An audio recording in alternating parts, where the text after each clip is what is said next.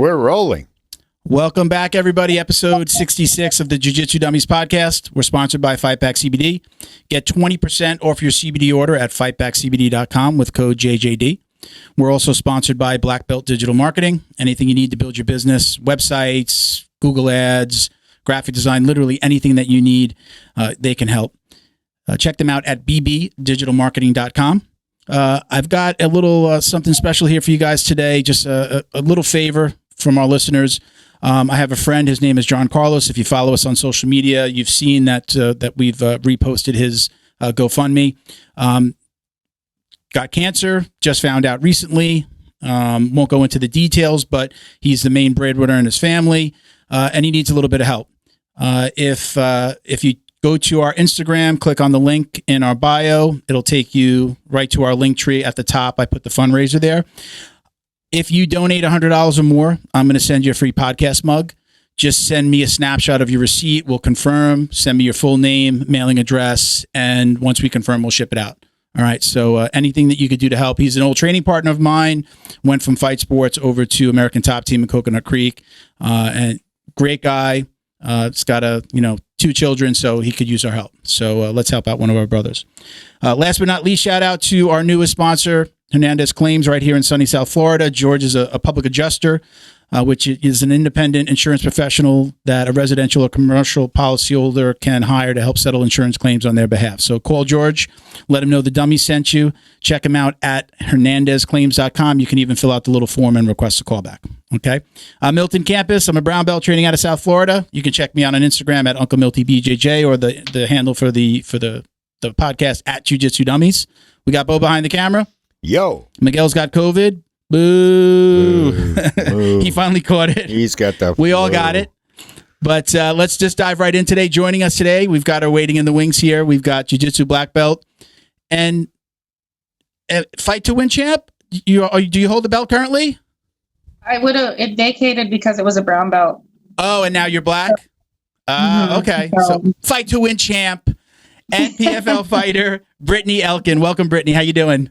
Hey, well, thank you. I'm doing great. How are you? I'm doing good. Thank you for joining us.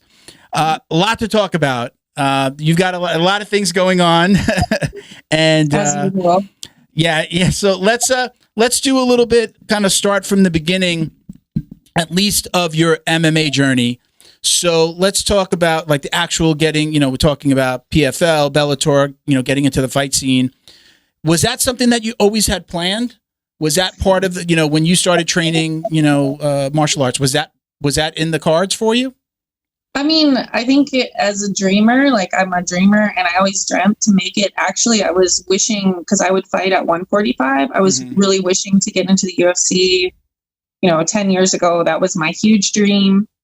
And I mean, I was just, Bellator called me on a fallout fight. So like, that was like my one big opportunity to like break from, regional fighting into like a main premier fight league. Of course it was always like a subconscious plan to like keep rising. And PFL, they didn't have anybody to fight Kayla and nobody would fight her.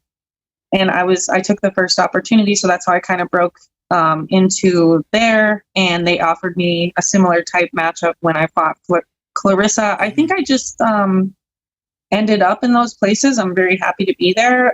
But yeah, I mean, I dreamed of definitely getting into a larger promotion since the start of my fight career. So It was kind of a plan, I guess. So when did you start the martial arts? Jiu-Jitsu, was that the first thing that you did? Or are you like the rest of us? We have some story that our parents put us into Taekwondo when we were little kids. I didn't start till like I was 21 after my divorce. Oh, wow.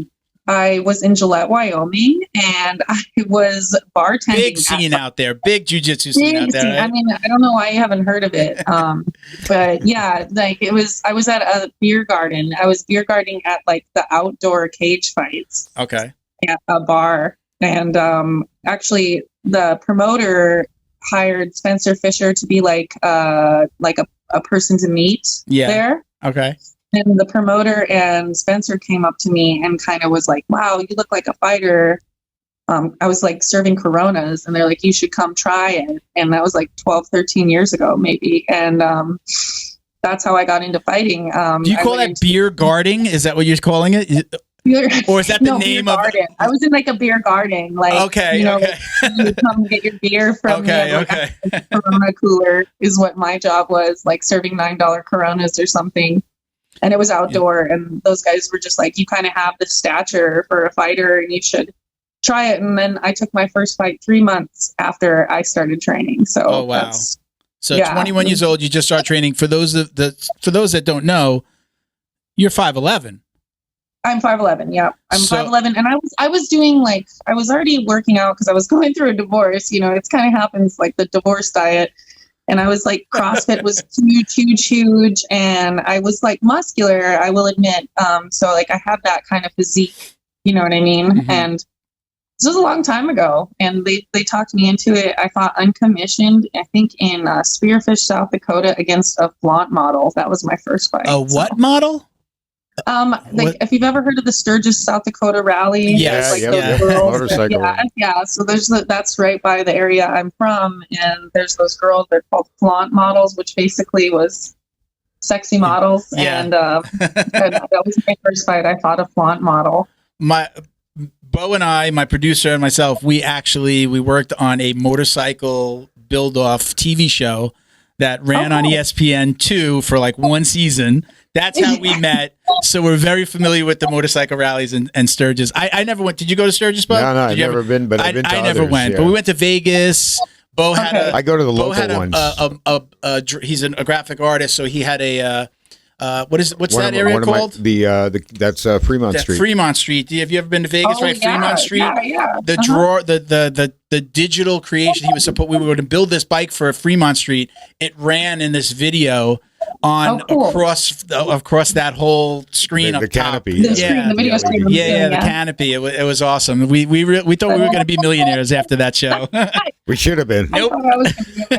We should have been. Yeah. So okay. So you're out there, and when you mentioned Spencer Fisher, that's Spencer the Kingfisher. For those that don't know, right? He was like the meet and greet fighter at that show. Yeah. You know, he was the like coming up person in the UFC at the time, and I think the promoter paid him to do the be an appearance type thing. Yeah. The P Diddy of at the club. He's at Wyoming. You know? But he definitely was like, he was like, everybody was like, oh man, did you hear the UFC fighters here? And I wasn't even a fan at the time. I was just working. So you had never trained. You just said you were doing CrossFit. No, I was just doing like weightlifting and stuff, like trying to be in shape, trying to be the hottest girl in Gillette, and then trying to be a flaunt model. Yeah, yes, a flaunt model was my goal. No, absolutely not. But they just kind of I was so ignorant of like what I was getting into at the time. Like I was like, yeah, I'd get in a cage in 3 months, no problem. And that's kind of what happened. I think I just ran a lot on a treadmill and like put my foot in a tire and punched people. And like, that's my memories. And I ended up not even knowing the rules for my first fight. And I kicked her in the face on the ground. And oh my God, it was a big learning experience, but it just spun the wheel to like the next. I fought my first year of ever training. I think I fought 4 times amateur. Wow. And that's a lot. That's a lot for even an amateur. Yeah, it was like, but that was in Wyoming. We didn't have a sanction at that time, and no commission or nothing. You know what I mean? So like, you got away with these like things a while back. There is protective things in place that now. So wouldn't happen they have a commission now. Yeah. I'm picturing like those backyard brawl, VHS tapes that people used to put out. Outside was one of my fights, and they have like those big construction lamps on top of the cage, like for lighting, like not like real lighting. And it was like mosquito heaven above the cage, where like that, and you could smoke inside the bars where I fought and stuff. So feels like a long time ago, even though it was only like a little over 10 years ago. But yeah, it was a big difference than like. So you get into the ring after 3 months. At that point, that fight's over. Did you win that fight? I did. I won that fight. It was like it was like the most incredible white belt fight you've ever seen. Just like two girls like just beating the shit out of each other. And I'm actually really still friends with Ryan. I just saw her last summer, so it's kind of fun. I was going to ask, was she? Did she have more experience, or was she just thrown in there as well? She speaking of Sturgis, the knuckle saloon fights used to be really big back then. So this was like in Sturgis, it was a bar. And during bike week, you could go put your name on a list and they would match you. There was no sanction there. So she had like 3 or 4 knuckle fights, which is just like basically 2 people in a crowd fighting each other. And I was terrified because I was like, this girl's got so much experience. Just like, what am I going to do? I remember like going to work the night before weigh-ins or something, just crying to all I'm going to get beat up in front of all my friends in Gillette. And yeah, it was just such a different chain of experiences. But yeah, she was, I guess you would say, more experienced. She continued fighting for a while. I don't think she fights anymore, but so you come out of that fight and you like, yes, give me more. Like this is something I want to do this.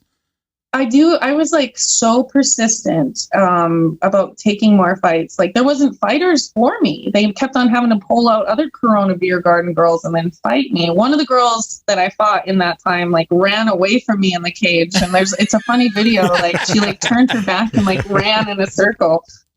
So like it just was a different time. There wasn't people like in large amounts of women, especially my size training.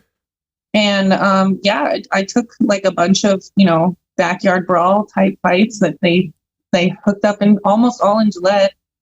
And then I finally got an offer to fight in Denver, which would have been my first sanctioned bout. And I had to go through all these different things. I was like, oh my God, they want to take my blood test. I like couldn't believe these things because we didn't have them. And my coach told me that it was too advanced for me and I shouldn't do it. So I went and signed up for it without him knowing. Ooh, shame.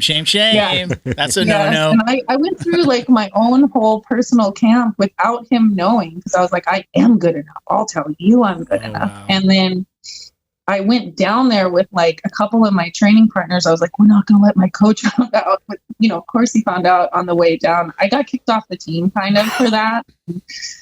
I lost that fight in Denver versus Maureen Riordan, my first amateur loss. And it's a huge learning experience. And that's when I think I officially was like, oh, this is what he meant. I have to like actually do stuff. And I think that's when I really began real training and not just like a couple people telling me, yeah, you're going to beat her up or, just stupid advice that you get when you're naive to something. So you're one of these fighters. We talk about this a lot here that, like, as we move forward, like MMA, like you're trained in MMA, you came into it and you started learning everything as opposed to somebody who's like, okay, I got to my brown belt and then I decided to put the gloves on. Like you're of that generation that the art is MMA, right? I know it's mixed martial arts, right? But I'm an MMA fighter. Like you wouldn't necessarily say he's a wrestler out of Connecticut, like you don't hear that, right? You really started learning everything at once, which is where I think almost all of martial arts is going to go, right? Like the kids coming up, it's not like, do you want to learn karate or do you want to learn how to do everything that you're going to need to know? I guess from the inside looking out, if I ever had another kid or grandchildren, I would want them to be in a place where they learn everything. I think we have better, like, obviously we have way more black belts and way more people that have been through the role but we have like better teaching skills as like a whole in the culture and community that like really, like you don't find those same scenarios anymore. I mean, you'll still find those gyms of like lower value type standards towards what they're throwing athletes into. But I think like as a whole, you see these awesome phenom kids come up because like, they have better coaches, they have better training standards, and like the standard as a whole has been raised because the sport's become much more popular. It's not just silly stuff like that in the country, So when you're in there training, you have those first couple of fights. Do you start to train in the gi at all? Is that something that you did? So after my first fight in Denver, my first like real fight, I realized that they were outclassed to me in what I was getting, and I packed up my bags and moved to Denver, which is like 6-hour drive south from Gillette. And the first time I ever put on the gi was about 5 months into training in Denver, everybody would come from gi class and then go to MMA, you know, or they come from class, and this was like such a standard. And I noticed all my training partners do it. I was a little timid at first because I didn't know this. I've never worn a gi at that time. You know, I was definitely a white belt. And then I think my coach gave me the nudge, and he's like, you really need, you know, a base. You don't need to just like come in there and brawl. You need a base. And so it really I fell in love with the gi pretty fairly fast. I couldn't recall the exact timeline, but I definitely didn't start till after my first year of amateur fighting. I really just did like the most amateur training ever until that point. And then moving to Denver really, really just took me from being kind of interested to actually being like, oh, this is now a desire of mine. I actually really, really like this. And so it really fell into something I didn't know I really loved, you know? Yeah. But yeah. Do you recommend okay, now you're in the game, you've been in the game for a while now. Do you recommend that gi training to people who just listen, I want to be a cage fighter. I want to be in the UFC or Bellator or PFL. Do you recommend them that they train in a gi? I am a person that trains now only no gi, but I do really value all the time I had in the gi. I value all the things that a lot of those experiences gave me the skills in this point. And it kind of narrowed me down the path to what I need to know, or excuse me, what I like. It narrowed my path down to this is what I like. This is what I like. This is shown to me. And I do recommend it because it does show a lot of the art. It shows a lot of the discipline, but I do think that if you're driven to be an MMA fighter, or this is your main goal, and you're not going to be heavy into jiu-jitsu, sport jiu-jitsu competing, or all the things that come with that you do need a direction for your base, and whether that be gi, jiu-jitsu, wrestling, or something like that. I think you do need to find a focal point and work towards your goal. I think I had I didn't know what I was doing, and I didn't have a lot of direction. I had to narrow it down. If a cage fighter came up to me today, I would say definitely do a lot of no-gi jiu-jitsu and wrestling and all that. But I really value my gi time, and I'll never take off the gi forever. I will always go back to it, and I do love putting it on still. I just don't train it much now because it's not directly what I'm after. Mm-hmm. So that would be my advice is you should expose yourself to all these things because you don't even know what you like until you really have some exposure to it. And I do think it brought me a lot of value doing all that gi. Yeah. I used to train it. I competed in the gi up until brown belt. My first year of brown belt, I did IBJJF, and I did a lot of local tournaments and things like that, backsiding of my fighting. And yeah, I have nothing bad to say about gi training. Yeah. I just think you can build your camps however you want. I would always tell somebody to go ahead and just try it on and just try it for a little bit. Here, come here. Let's put this on you. Jiu-jitsu in large. It just doesn't right now. Me and my head coach talk about it all the time. It's I'm on a different directive. I hope to fight a few more times. I'm only getting a little bit older. I'm going to put most of my attention to this, and the gi will always be there to put back on when I'm ready again. So. So what is that plan? Before you said it's not what I'm after, when you said I'm not wearing the gi because it's not what I'm after. Where do you see yourself now as far as what's the next step in your journey? Well, I have I'm doing a couple of finishers matches. I'm going for a title in March, and I have a match against a brown belt no gi, and under the EBI rule set here in February. I want to go to ADCC trials on the West Coast. That's where my three main goals are, those three matches leading to my ADCC, even though the rule sets are different. I'm just, game planning on different opponents. Mm-hmm. I'm trying to fight again. I would love to be in the PFL bracket. I've heard nothing from them, so I'm not sitting here going on dreams, but I do know I'll get another fight. And that's where I really want to go.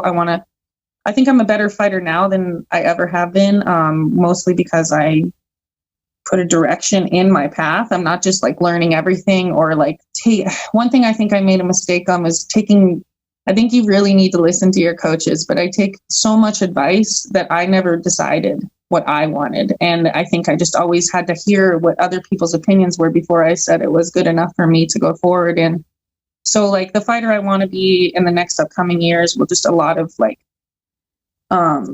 of choice and in those. I'm probably not saying that well, but I want to have a lot of like direction from myself. You want to have a say in what you're doing. You want to have a say. And so yeah, I definitely want to do a few more MMA fights. And you're not under contract with PFL though, right? I think the fights you've had have all been single. The contract is over, or it's over like officially in June. I hope that they look at me for the bracket, because I think it's the best thing for my weight class right now. Like 155 is still kind of it's here, it's there, it's in a couple places, it's not every place. It's, Kayla Harrison has definitely made a more formidable reckoning, like for the whole thing. Along with all the other athletes, but like I just think it complements my weight class the most, so that's where I'd like to be. And I would like to go after $1 million and all the other things, you know what I mean? But I do have options as a fighter and a woman fighter in this day and age, way more options than I had 10 years ago. So I'm like not unhopeful to find another fight. My record doesn't help me always, but I have fought all top opponents, so I'm confident I'm going to get another fight this year, and I'm really working towards MMA and the trials, trying to be a submitter and like have game plans that are effective game plans for, a result that is better than before. So that's I'm actually putting a lot of effort into that. Is there anything specifically you're working on after your last fight that you say, I know I have to work on this? I gotta work on. Well, I think there was a couple things that went into play with me and Clarissa. I took 2 years off because of my arm break. From Bobby Joe Dazzle broke my arm in my last fight before Clarissa with a kick, right? I blocked a head kick and it broke my whole ulna in 3 places. Really did a lot of damage. And then coming back from all that, it was like an 8-month till I had I was medically released, and then you have to build up everything else, And I started back in sport jiu-jitsu. So I did have a 2-month span of just doing no MMA. And then when they offered me Clarissa, I jumped right back into camp into 9 weeks and tried to rebuild it. I think I fatigued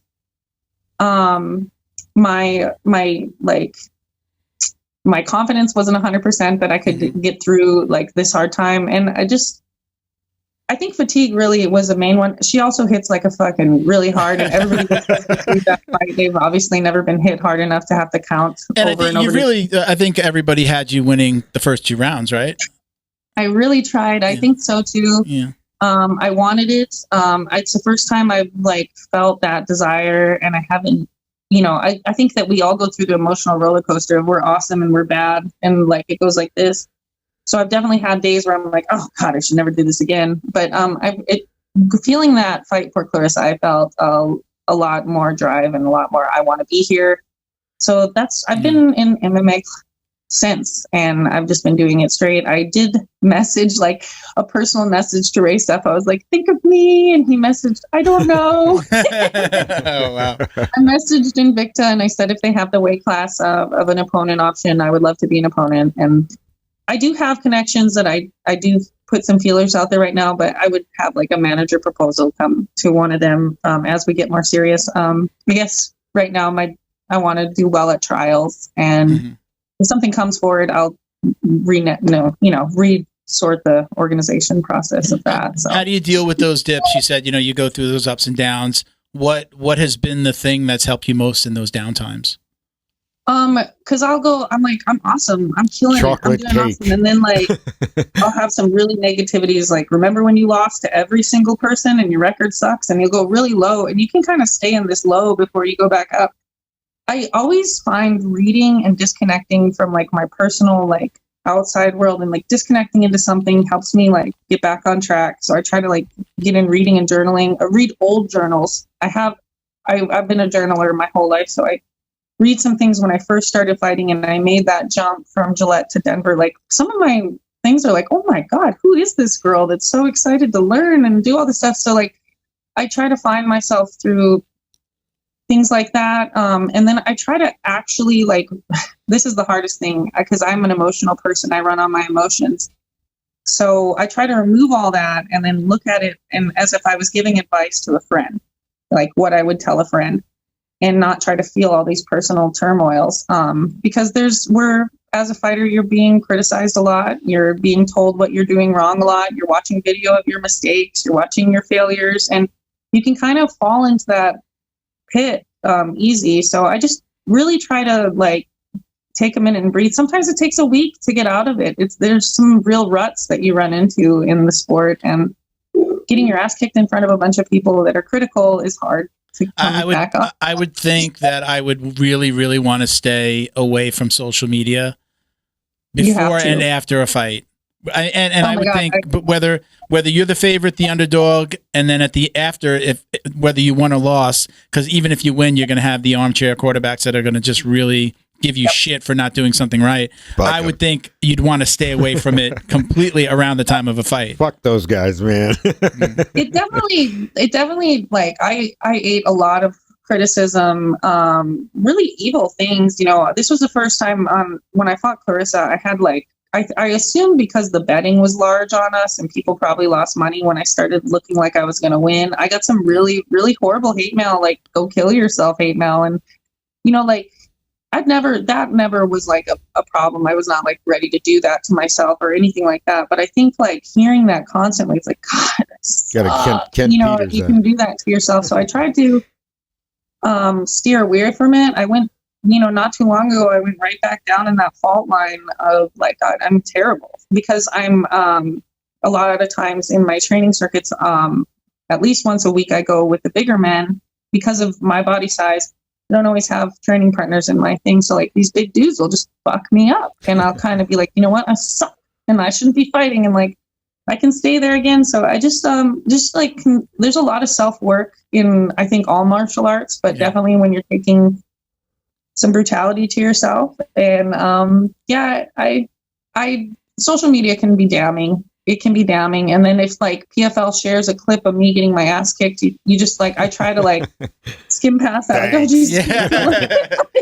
You got to take the Rogan approach, post and ghost. If you're going to be in the public eye and be on social media, especially with what you're doing where everybody's got an opinion, you've got to not, you could post and you could look at stuff, but you just can't read the comments. You have to stay out of the comment section. They can be bad. Yeah. So, and then like I think some things I found out along the way is I have like, you grow these special bonds with people over the time you're on the mat. And somebody very, very close to me was like advertising betting against me because I was such a loser. Like finding out these things, somebody that's like, I thought was a very personal friend was like in a group of my friends, like rooting for me to lose in the second round so they could win. And like, jerk. When you hear those things too, like, and then like I straight up asked him, I was like, did you bet against me? And like coming into those things, it's just like it's not just like anything. It's like a really connective thing to like your person. So, I mean, there's a lot to navigate if you're exposing yourself to these kind of things. And I'm still learning. I feel like such a white belt in learning my emotional control sometimes. So it's definitely a process, and I feel strong today. I broke my nose a couple weeks ago on not fighting. What?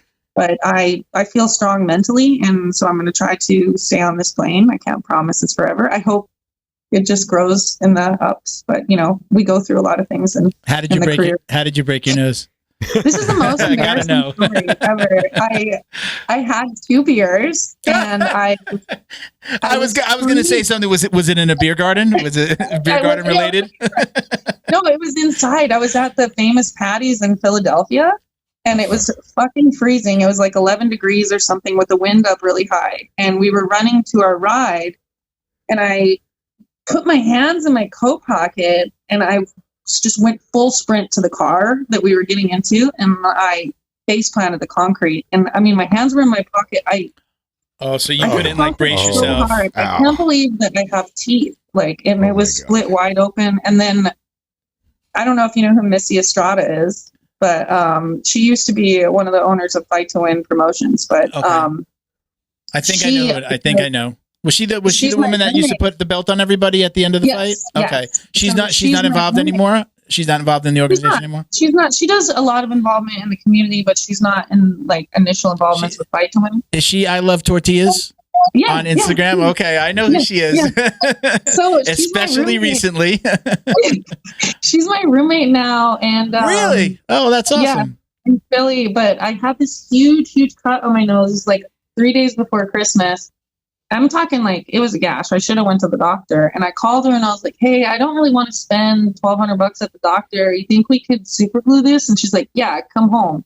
And we Instacarted iodine and super glue, and she did this. She put it back together. It was a wide open gash. I have some things on my social media, but she glued me back up. And your nose is broken, and oh yeah, it's broken. I mean, like, I've been in enough life experiences to know that it's definitely crooked, which you might not see from the thing, but the sensitivity is so bad. And then I thought I could spar, and I took a punch to the face, and I saw straight white lights. So this was a pretty serious injury. But yeah, Missy saved the day. She put on Johnny Cash Hurts, and we were listening to that, and I think it cost $18 to Instacart iodine and super glue, and that's what we did. That's how we fixed it. I don't want to go down this rabbit hole, but I knew of her and saw her, on the Fight to Wins. And then when the whole fight sports thing broke out, and she became very boisterous, and I reposted some of her stuff and I shared her stuff. The stories. It definitely depends. She works out of her heart, she's like, and then she actually being in the position of a promoter, she had access to a lot of these people in first platform exchanges, and she had a lot of knowledge, and then people confided in her some of their stories, and she definitely knows more about all the situations than I was always like, I don't know all those people, and I don't know all those things, so I didn't have the same information. But yeah, she's a speaker for people who can't. Yeah. So I trained at a Fight Sports in South Florida, not the main location, so I didn't train with Cyborg or any of those guys. Yeah. I had just interviewed Wagner, and then like all this stuff came. Wagner and his wife were here in the studio, and then like a week later, everything started to come out, and then myself and my co-host, he was training at Wagner's. My co-host just started training at Wagner's, and then I left. We both came out and said we were going to leave Fight Sports. Luckily, my gym walked away completely, reopened under another, just changed the affiliation, and he went to Gracie Weston down here, Renzo Gracie Weston. But anyway, during that time, I mean, I saw a lot of what she was putting out there, and good for her. I have daughters. I have two daughters. She's done a lot of positives. She's done a lot of positives for people, and a lot of the women, she talks to them a lot. So she's a positive community person for sure. I've got to be honest. We haven't had a lot of women on the show, but I've had Kendall Roosing on the show. Kendall's awesome. Had Elizabeth Clay, and I do, I do want to get the perspective of, number one, has anything changed as it relates to kind of those things that are happening in gyms? I mean, again, I don't know how much you know, and knowing Missy, are those stories still as prevalent as they were before this latest coming out of information? I don't think you'll ever eliminate all the bad. There's always going to be these people that test boundaries. I do think it raised a lot of awareness that these are real things that we overlook. I mean, even down to myself, I've seen precarious things, and in my stages of my stuff, I just kind of turned a blind eye and left. I'm not saying I watched any girls get hurt or anything like that. And I've never had, unfortunately, nobody's done these things to me or tried. Yeah. So I don't have a personal story or experience on reflection, and that gyms have always been good to me, and I've always thankfully been around the right instructors, or whoever's right is wrong. I'm not going to argue that. I do think that people are a lot more cautious to dare to try these things. And they know, I think they're at least, it's terrible that it even has to be talked about. Like it's some kind of, we have to learn together thing, but, I haven't heard as much. I definitely think it was appropriate to shine light on this, and it is something that happens though in all sports. And I wish, I don't wish it upon anybody, So if it helps anybody to shine light on the girl that brought it to everybody's attention is incredibly brave to do so, because you don't always get that kind of positive response back. I know somebody in the Denver community that got a lot of negative response and still gets taunted in the community, like she just makes up stuff. And you never want to see these things. It's such a terrible topic that if you don't shine light on it, it's terrible. And if you do shine light on it, we all know the terrible. And I I believe that it's better to know about it than to just pretend it's not existent. So I feel for everybody affected. I had a lot of friends that went to fight sports school. I would even say, like, me and Maggie were pretty close through a lot of the competitive career. I've gone against her a lot of times. Cyborg's opened up his gym to me. I never knew anything personal, but I didn't know the stories that were in the background. So who's to say that I definitely don't know everything. And it's just really, I hope it just continues to get better for everybody and less stories, I guess. Okay. But let's take a quick break. We're going to shout out our sponsors. Don't go anywhere. Hey, everybody. Thank you to DD214 Fightwear at DD214_Fightwear. Gear for patriotic rollers. Get 15% off your online order at DD214BJJ.com with code JJD. Huge shout out to the crew over at DD214, and thank you very much for the giveaway you did. We gave away about 16 tees and hoodies right before the holidays or right before the new year. So thank you for doing that with us, guys. Also, thank you to Feito IT and AV. I got their shirt on today. Got me, Bo? Yep. They specialize in commercial and residential automation, so security cameras, CCTV. They put in the security system at my house. I love it. They're coming back to add on some of the little bells and whistles that I wanted to do. So check them out at Feito, Feito, ITAV.com. So it's Feito, ITAV.com, and let them know the dummy sent you.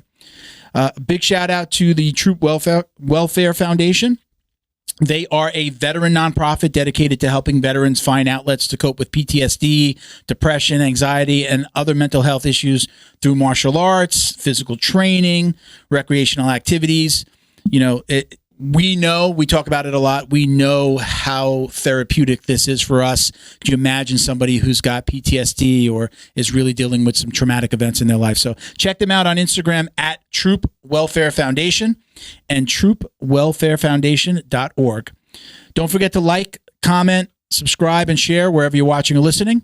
If you're watching us on YouTube, don't forget to click the bell to get notifications each time we launch a new video. All right? Special thanks to Fightback CBD for their support. Head over to their website, fightbackcbd.com, and check out their growing line of CBD products. Find the best solution for your CBD needs and use code JJD to get 20% off your purchase. Stay in touch with them on Instagram at FightbackCBD and tell them the dummies sent you. Special thanks to our newest sponsor, George Hernandez Claims Adjuster. Have you experienced damage to your residential or commercial property in the state of Florida? Water, flood, fire, mold, storms, smoke, hurricane and wind, lightning, business interruption, theft and vandalism, sinkholes? Don't get stressed out dealing with your insurance provider. Call George Hernandez today and let the professionals get you the most compensation possible. Visit hernandezclaims.com or call 305-712-6751 to get help now. And stay in touch with them on Instagram at Hernandez Claims. That's it, everybody. Let's get back to the show. So we were talking about Missy and we're talking about Fight to Win. Did you meet her at Fight to Win? Because I know you were like, you've called yourself like a Jiu-Jitsu carny, right? Yes. Tell us about your experience with Fight to Win and your travels, because you were with them for quite some time. I was with them for over 5 years. I just left after the show in Dallas. Due to a lot of it was I get depressed on the road a lot. I've been they go something like 46 to 48 weekends a year. And I was doing that straight for over 5 years. I met Missy. I started on show 15. And Missy was my boss and became best friend. We roomed together every weekend and we kind of just lived that, Jiu-Jitsu carny lifestyle. My son would go on tours with us in the summer. He lives with his dad in the school year, so we had him along, and we all became a family. Seth, me, Missy, the old school guys aren't around anymore. There's a new group. They call themselves the Carlitos, and it's an amazing experience. I found myself opening doors to every single school in the country just because I was on the crew, and it really, I wouldn't know half the people that I consider to be my very good friends if it weren't for Fight to Win. they did a lot for me. And Seth is still doing a lot. He has a lot more competitors. Before, we were one of the only ones that did. Sorry, the gym guys are showing up if it gets a little loud. I heard. I heard it in the background a little bit. It's okay. We got you. But, like Fight to Win was definitely, I feel it was one of the pioneers in developing like continuous events, showcasing the community, and then really they got you like captivated. It's like, oh, I remember him. He was from Dallas. Now he's fighting in Florida, and they were going everywhere. I think it really gave us some highlight to, and I do believe it's what got me into Bellator. I was competing every weekend on Fight to Win. I'm something like 21-9 on Fight to Win, and then Subversive on Backhand, and then it just kept on opening doors for me. So, I love it. I love it. I'm 35. I'm going to be 36 this year. And I had to make a decision. I got to start building things at home. My career is not as wide open as it could have been, 10 years ago. And so I really had to say that now I feel depressed when I am on the road, not because of Fight to Win, but because I'm leaving goals behind. These are my goals now. And I can only work 3 days a week on those goals. I feel like I'm just abandoning my goals, and I'm dealing with a lot of that. So I called Seth and I said that I need to remove myself, and he was awesome about it. And he's like, you always have a place here if you ever need to come home. And they're going to Atlanta, Oklahoma City, Tulsa. And I removed myself from the Miami show I didn't make, and I was supposed to, but I just needed to focus on me. So when you were out there, did you did go to gyms, but like, did you get to train as much as you would as if you like when you were at home? I think it wasn't like we got to train. We'd show up. There's always an open mat on Sunday at some gym. We did a lot of those, but it wasn't like goal-oriented training. Like here today, we were like, let's work on the front headlock. What do you do from the front headlock? What are your 3 go-tos, A, B, C from the front headlock? And like, I just feel like when I'm in my school, I can train with anybody. I can train with a white belt to black belt, but I'm staying on my directive mission to make myself better instead of just going and showing up randomly and being like, let's roll at an open mat. Those both things can make you good. But now when I'm trying to be a better game planner, a better athlete in general, and just all things, I feel like I just am on a more scored mission in that setting, than just being all over the place. Yeah. I think they both have benefits. Are you coaching at the gym that you're at, or do you want to open a gym? What's that? I'm the worst coach ever. Yeah. I think I help a lot of people, and I think I have advice and I have a lot of knowledge, but coaching, I'm not. I'm bartending and then showing up to practice. I bartend and serve during the day in Old City in Philadelphia, and like right next to the Ben Franklin grave and the Liberty Bell and all that stuff. I'm down there. Cool. And so I'm in like a tourist area in Philadelphia, and then I drive to Bethlehem and I train at 10 Planet Finishers. And I'm not coaching. I'm just trying to be the best Brittney, and I'm trying to be good to my training partners.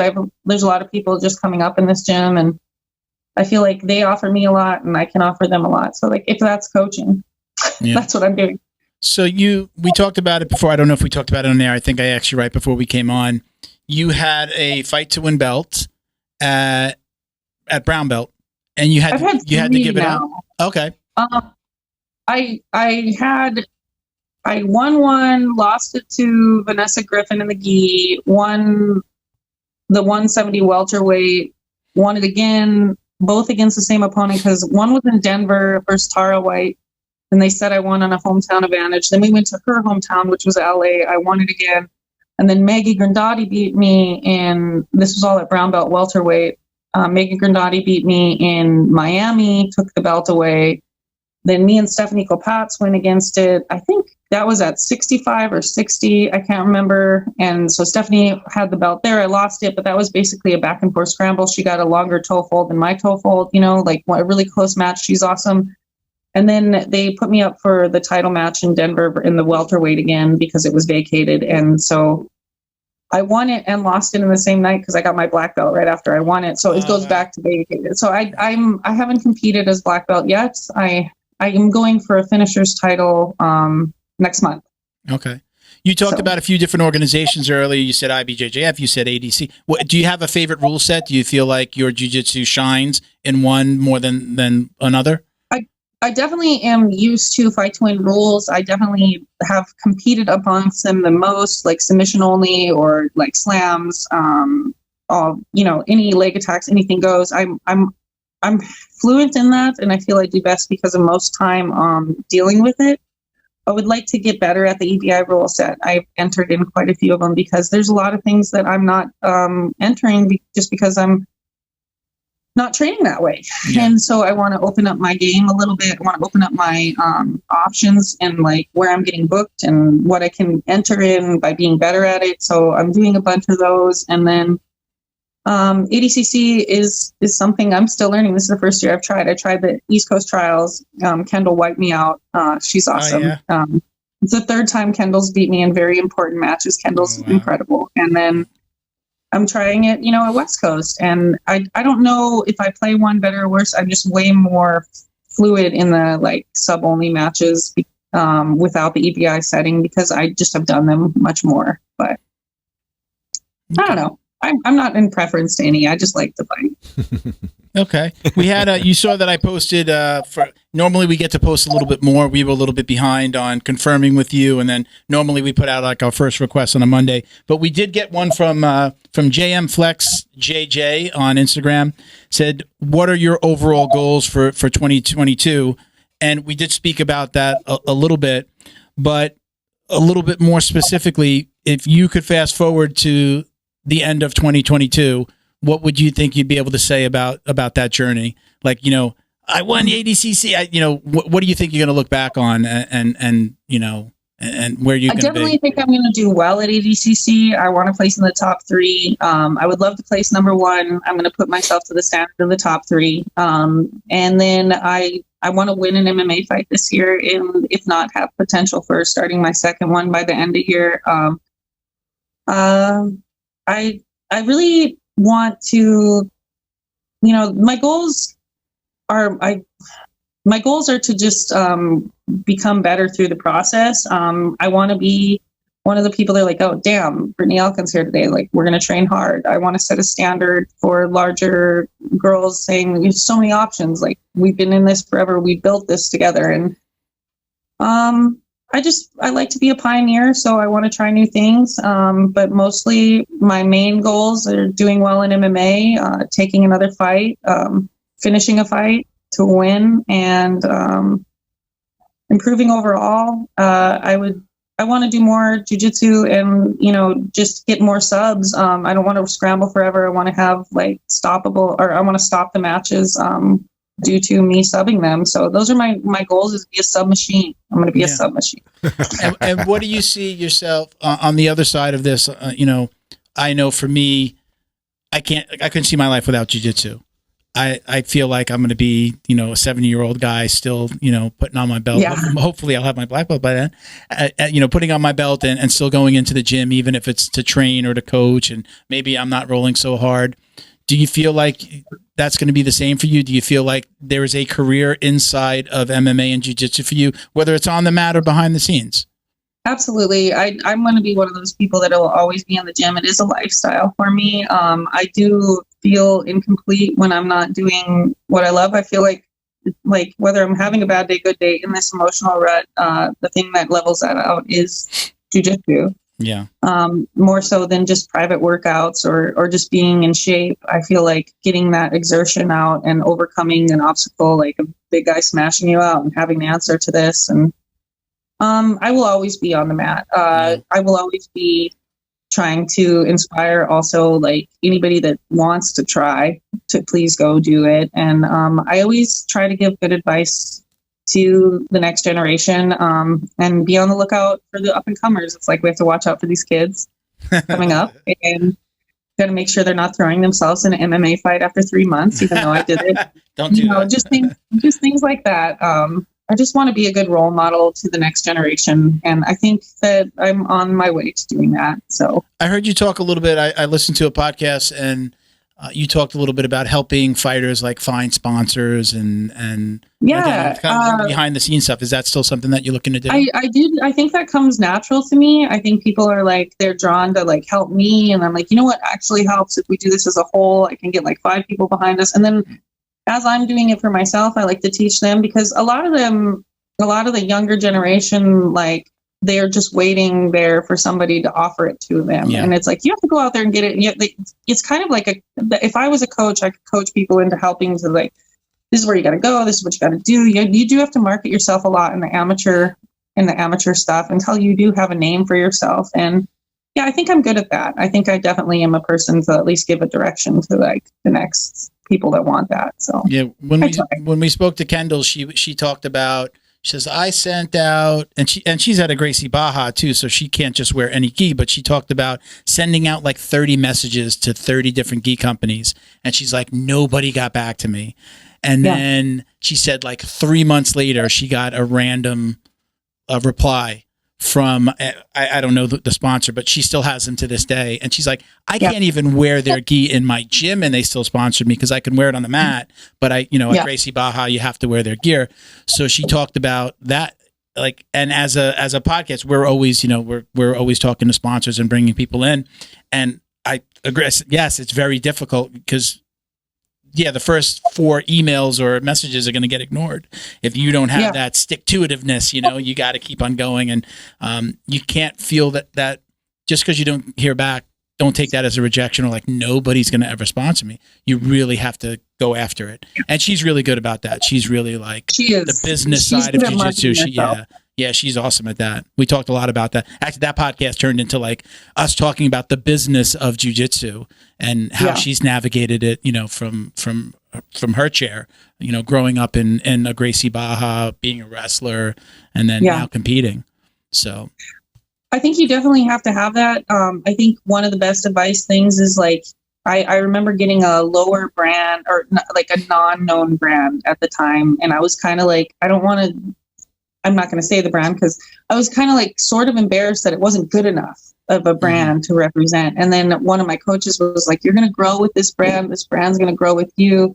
And it ended up being really awesome. I'm only not with them now anymore because they had personal things and they had to close down, but they did grow a lot with me as I was growing, and I repped them and they helped me get through even that $300 when you're going, I know that sounds so little, but it enters you in these registrations for these little things.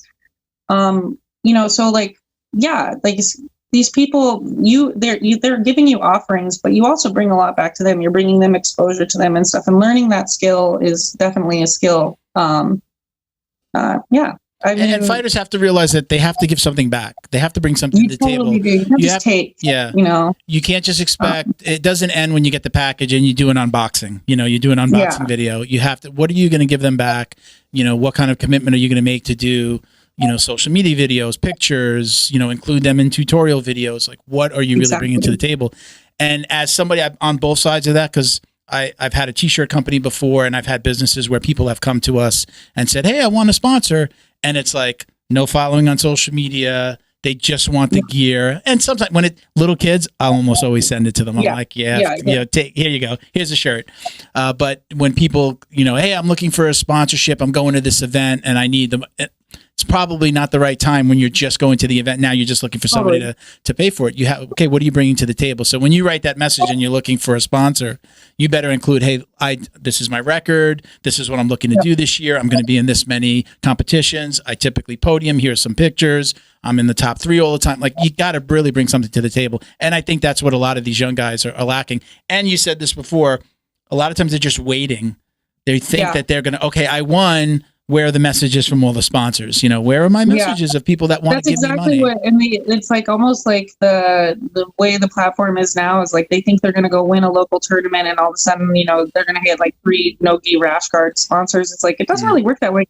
There's a lot of cold calling. There's a lot of like spending time like, hey, I'm Brittney, blah, blah, blah. There's an after gym, over gym. You meet these people.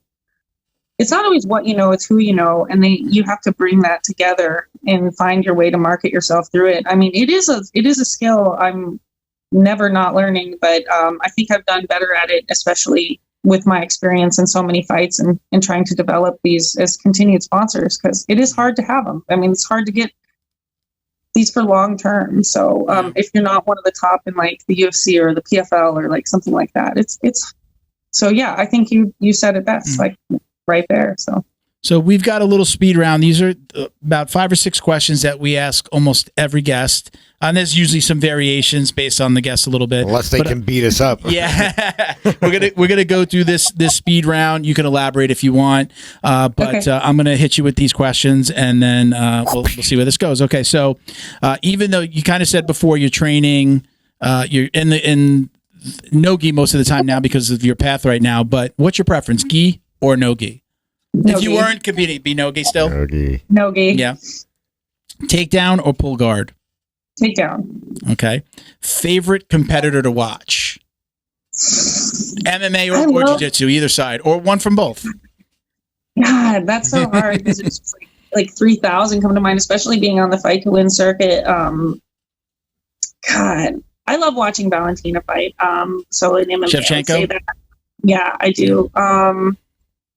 And there's just so many jiu-jitsu people that Kolabate is going to be amazing. I love watching. I've seen him since he was like a little kid. Yeah. I mean, because he was a fight to win when he was just little. So like, I'm just fascinated now. You think he takes it all at ADCC? I really do. We've been talking about it on Fight to Win since he was like this little orange belt. Yeah. And like, yeah, it's just insane. He's a freaking badass. I've been paying attention to him this year. So yeah. I had a follow-up question on that. We went another direction. I was going to say something else there. Well, I'll remember it. So, so when I usually ask this right around the time that I ask this question. So I ask you your favorite competitor, but are you, I call it a consumer of jiu-jitsu and MMA? Like, you're doing it. Do you watch a lot of MMA? Do you watch a lot of UFC? Are you watching the fight to wins on Friday nights? Are you that person? Are you that girl? So this is, I get picked on a lot by my boyfriend, actually. I never watch any fights unless it's like my friends personally fighting. I used to be a huge fan, but I feel like my life has taken over. I'm always in the gym training or working. And then my little private time I don't go, and I have internet, but I don't have a TV, and I just don't spend the money. Yeah, truly.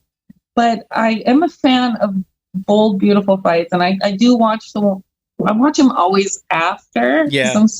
I'm so cheesy, but no, I'm not like a super knowledgeable fan on like, I know what happened in this fight and I saw it all. It's hard. There's so much. It's the PFL, Bellator, UFC, fight to win every week. You know, it's like it blows my mind. And like from a podcasting standpoint, I try to stay on top of it, especially if I'm going to have somebody who competes.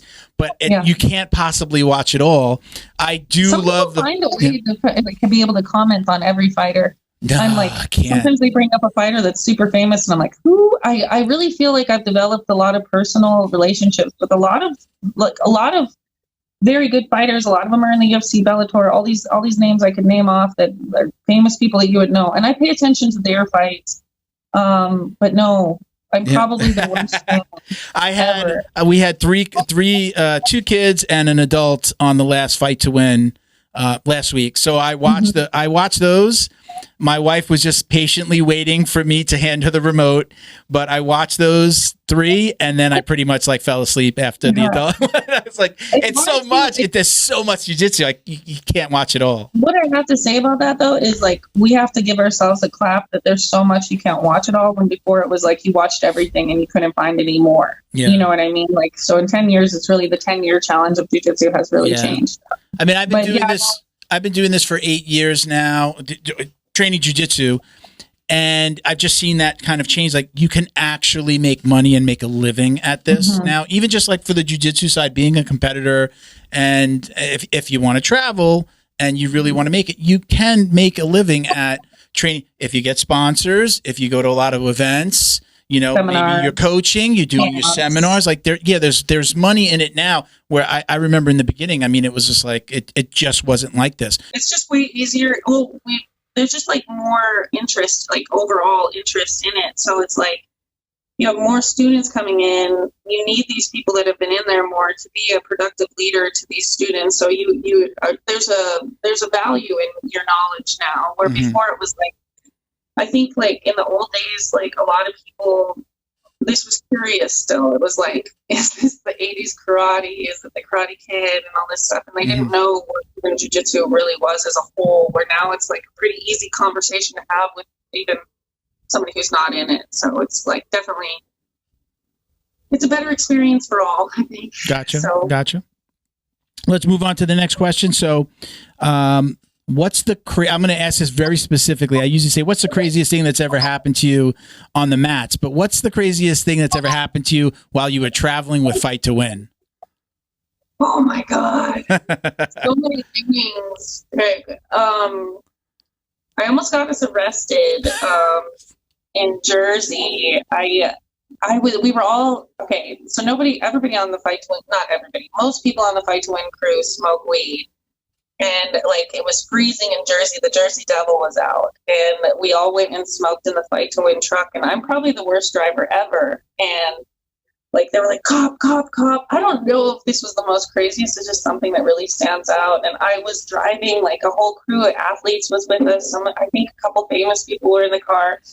And the cops' sirens went on at this hot box, and I don't know why, but I pulled up on the curb and like went into a Denny's parking lot over the curb. I got us off. We didn't all get in trouble. He was just like, oh, so many crazy things. It's hard to even. You did get pulled over. The cop still stopped you. He followed you in. At the door, he's like, "What were you doing?" And I was like, "Nothing." I think we had like 9 people in the car too, so it's like kind of crazy. But that's a terrible story. I was driving last month. No, I love it. That's perfect. Bo behind the camera loves that story. Definitely. I mean, everything on Fight to Win is pretty crazy. Every weekend, you got these 5 people that look like they came from some punk band show up and start doing crazy things in the venue. I don't have an uncrazy moment, and I wish I had a little more time to give you a better story. No worries. That's cool. I like that. You smoked weed and almost ran your van into a Denny's. Yeah, it was it always ends at a Denny's. Yeah, right? Yeah, there are just too many of them. I have 2 more questions for you. So the first one is going to be, if you could go back in time and talk to yourself before the very first time you stepped onto the mats, before you took that first fight, what would you tell yourself? It's all going to be okay. You're going to be fine. I think every single fight you put on so much pressure to perform well. And it's really like what built this to this pinnacle moment was all the stuff that made you grow in so many ways. You had to reach into new experiences to grow. I didn't know that in the beginning. I used to put so much on just the fight, and I just think I would just tell myself, everything's going to be okay tomorrow. It's all going to be okay. You can get through this. And I that might sound like a really cheesy line, but it is like a lot of truth in that. No, I in my world, and I'm in my day job, in my regular life, I'm like a marketing guy. I handle marketing for other people, for other companies. I just recently reopened my own marketing company, and I always tell people, just one foot in front of the other. People are so impatient and want things right now. Just one foot in front of the other. You're going to get through this. Tomorrow's going to come, whether you do anything about this, and you're going to get through this. It's not the end of the world. This issue, this problem, whether you decide to handle it right now or not, you're going to wake up in the morning and that problem's either going to be solved because you did the right thing, or you're going to have to deal with it at some point. So okay, last question. This is the biggest, the big one. This is the one that we tell everybody. This is the most important question that you are ever going to answer in your jiu-jitsu journey. Okay. Do you or do you not wash your jiu-jitsu belt? Oh yeah, absolutely. Absolutely. Every time. I actually have, well, now with my black belt, I only have one, but I have a belt for every gi, and I hang them together and I throw them in the laundry together. And I just think it's a silly thing to not, it's like there's science, Yeah. There's real science. Good. We have team wash your belt, and we do hashtag team wash your belt and hashtag the power's in the belt. And half of us wash it and the other half are stinky bastards. I know, and I get like the old martial artist status, like don't wash your belt, but I do believe in washing your belt, and it's just disgusting if you never washed your socks. You know, if you never wash it, all that juice is on there from so many other juicy people. Yeah, right. I don't need to. It doesn't need to contain all the juice. Yeah, right. All the sweat and the blood of your competitors. I don't believe in all that. Yeah. So, yes. All right, Brittney, thank you so much for joining us. We really appreciate it. Like I said, you. stick around for a second, but I want to give you the floor. Do you have any sponsors currently that you'd like to shout out, or anybody you'd like to say hello to? Right now, I'd really like to thank, 10th Planet Bethlehem and Finishers MMA in Pennsylvania. They're just helping me so much grow as a better practitioner. And I'm training at Logic at Statewide Muay Thai in Philadelphia. Logic Jiu-Jitsu is under Christian Woodmansey, and he's giving me another look, a different opponent. And then Justin Rekrovich. I can never say his name right, but the Purple People Eater, he's a Muay Thai fighter. He has so many fights. He is giving me another look in my striking. So like all these people are opening new doors and new windows of thought to me. And that's really it. I don't have a sponsor right now. So all these marketing things we talked about, okay. I'm looking for sponsors always. But I kind of fell off after the Clarissa fight, and I stopped doing my due diligence on keeping that. So anybody interested? Other than that, I always like to give a shout out to my family, my mom and my son and my sisters and my dad. They've all been really close to me through this whole journey, and they went from not believing into me to saying that I'm the best. So there's a lot of loyalty in that, and my coaches. So that's it. Right. Just awesome. Awesome. All right. So again, thank you very much. Thank you. We appreciate you, and we'll get this out next week. We'll tag you when we put the episode out, and we really appreciate you joining us. Thank you so much. Thank you so much. Take care. Yeah. Have a good night. All right. Very cool. Thank you, Brittney. Appreciate you coming on. What do you think, Bo? Very Tough. cool. Yeah, it should beat the fucking snot out of me, man. You were saying before. How tall are you? I'm 5'10". She's 5'11", and she's fighting in a 155 class. I think she walks around at like in 170s. Dude, I'm 172. She would literally like flick me like crumbs off a table. Probably. Yeah. I like your confidence with that. No, Yeah, I have zero confidence in you up against her.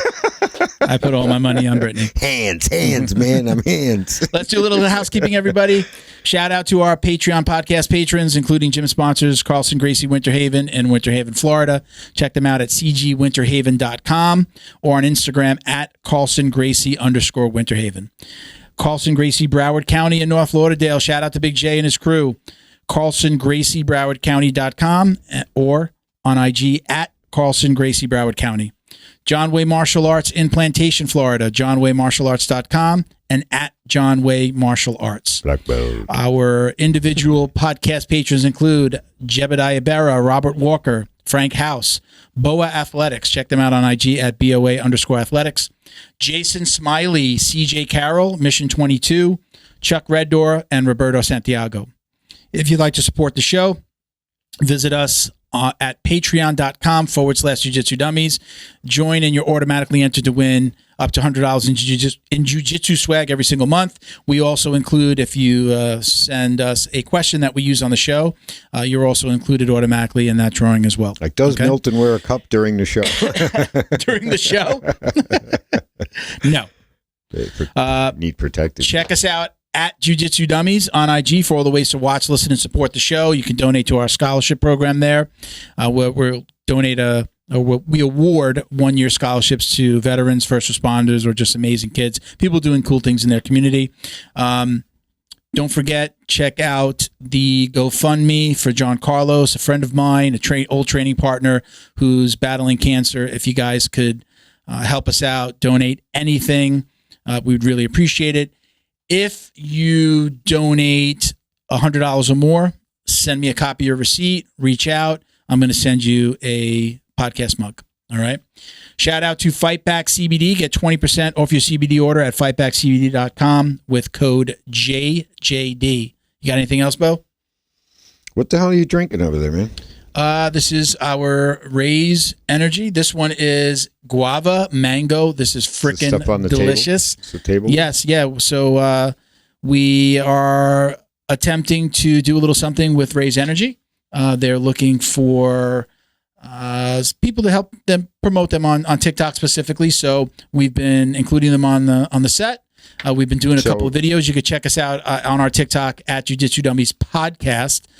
Totally written out, right? Everything. IG is Jiu-Jitsu Dummies. TikTok is Jiu-Jitsu Dummies Podcast. And we've been taking this content and putting out some cool videos, and hopefully they'll do a little something to support the show. Do they sponsor my OnlyFans page? No. Not at all. I don't even think I wouldn't sponsor. I will not be a member. But how is it? Is it good? This is my second. I've been saving them to drink them on the show, the ones that we bought. So I very specifically drank them on the show. Guzzling. They did send us a whole bunch of pre-workouts, and so I've been using them, adding them to my water for the gym. They've been amazing. So these little packets, I've been using them. Do you know if Miguel, while he's had COVID, has made the pancakes? I have the pancakes. I have the pancake mix. He took the cupcake mix, and he did make them, but I didn't get any feedback from him because then he got sick and he got COVID. But this is my second Raise Energy drink, and it is really, really good. This is pretty much empty.